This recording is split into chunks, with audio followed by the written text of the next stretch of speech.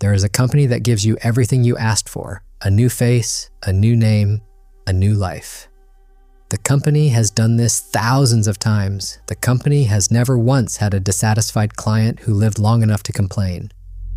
What does the company do with the men who discover the new life fits exactly as badly as the old one?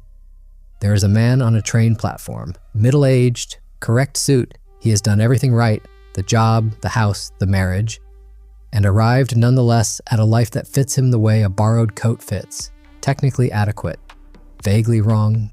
His name is Arthur Hamilton. He is a banker. He is already dead. He just hasn't been told yet. A dead friend approaches him on the platform. The dead friend is not dead. The dead friend has been reborn. New face, new name, new address. Given by a company that does not advertise, that has no sign on the door, that you reach only by referral, only by being exactly the right kind of hollow. The dead friend presses a piece of paper into Hamilton's hand, a phone number, Hamilton calls it. This is the last free decision he will ever make. Everything after this belongs to the company. Here's what most people miss. When Hamilton first arrives at the company's building, Frankenheimer shoots it with a wide-angle lens so distorted the hallways seem to breathe, to lean inward, to consume the man walking through them. Critics call it expressionism, paranoia made visual. But watch Hamilton's hands. He does not reach for the walls. He does not resist. His hands are completely still. The hands of a man who has been waiting for exactly this, not frightened, relieved. The horror of seconds is not that the company takes men against their will. The horror is that the men come willingly. Hamilton ran toward this, and the company has known he would since before he picked up the phone. That is what the corridor's telling you, not danger, recognition. The building knows him. He has been inside it his whole life, and only now has someone finally turned on the lights. The company gives Hamilton a new face, Rock Hudson's face, a new name, Tony Wilson. A house in Malibu, already furnished, a cover story, a neighbor, a woman named Nora who arrives with wine and the exact warmth of someone who has been briefed on how to welcome him. It gives him a life the way a stage manager gives an actor a set, complete, detailed, already lived in by someone else. Watch what happens when he tries to live it. He goes to the orgy on the beach, which Frankenheimer shoots like a religious ceremony, bodies moving in the California sun, the synchronized fervor of people who have been told this is what the new life contains and have decided to perform pleasure until it becomes true. Wilson stands in the middle of it. The camera finds his face.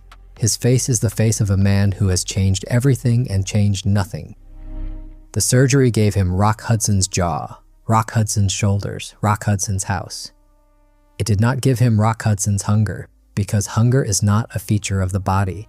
It is a feature of the self. The original self, the one Hamilton killed on the platform when he made the call. The thing Hamilton needed was not a new face. The thing Hamilton needed was a reason to be alive inside any face at all. The company does not sell that.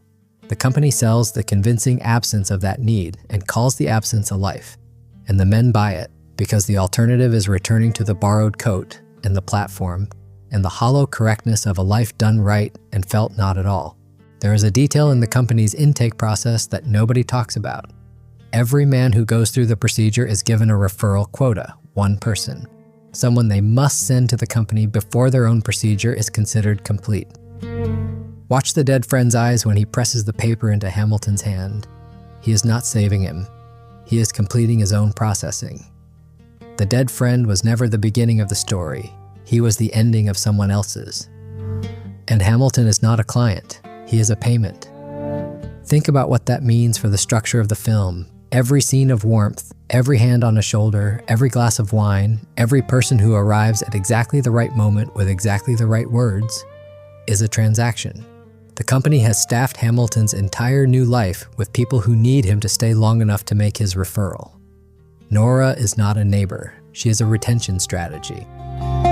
The other seconds he meets, the men further along the dissolution, are not warnings, they are demonstrations. The company shows him what failure looks like so he will try harder, so he will last longer, so he will produce better material. The kindness is real. The kindness is also a business expense. I have watched this film 4 times. The 3rd time I sat very still through the orgy scene because something in it recognized me. Not the orgy, the stillness at the center of it. The man in the middle of everything he thought he wanted, feeling the specific cold of a person who has arrived at the destination and found the destination is just another departure lounge. I watched it a fourth time to make sure I was wrong. I was not wrong. Frankenheimer made this film for everyone who has ever redesigned their life and stood in the redesign and felt the original problem still there. Patient, unchanged, having never required the old furniture to exist. The reason the film was buried is the same reason it keeps coming back. Studios in 1966 did not want to release a film that told its audience their dreams were a product someone was selling them. They still don't. Every industry that profits from reinvention, self-help, wellness, real estate, social media, plastic surgery, is the company. Every before and after is a referral. Every person who posts about their new life and tags the thing that changed them is completing their processing. Hamilton is not a period piece. Hamilton is the business model of the modern world, shot in 1966 by a man who saw it coming and could not get anyone to listen. Wilson goes back to the company. He tells them the procedure did not take. He wants another chance. New face, new name, new life. A second chance at the second chance. The company listens. The company is understanding. The company has heard this before. Here is where the film turns. The company has heard this from every man who came back, which is every man who ever left, which is every man the company has ever processed. The procedure does not fail. The procedure works exactly as designed. The procedure gives you the life you said you wanted. The company cannot be held responsible for the fact that the life you said you wanted was never the life you needed. The company is not in the business of needs. The company is in the business of wants. And wants are infinite and recursive and self-consuming. That is not a flaw in the business model. That is the business model. This is the part most people look away from. They take him to a room. He is going to be remade, new face, new city, new name. Except the room is an operating table, and the men around it are not surgeons preparing to give him a life. They are surgeons preparing to harvest the raw material the company needs to give someone else a life. Wilson is not a client. He never was. He was always inventory, the face, the body, the story, the referral that brings the next hollow man to the platform. The company does not give lives. The company recycles them. The company is not a business. The company is a digestive system. And Hamilton walked into its mouth willingly, with the relief of a man who has finally found something large enough to swallow the life he could not bear to keep living. Somewhere right now there is a man on a platform, correct suit, everything done right, not unhappy in any way he can name, unhappy in the way that has no clinical term.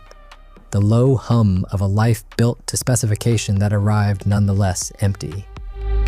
He does not know about the company. The company knows about him. It has known for years. It has simply learned to wait at the other end of the line.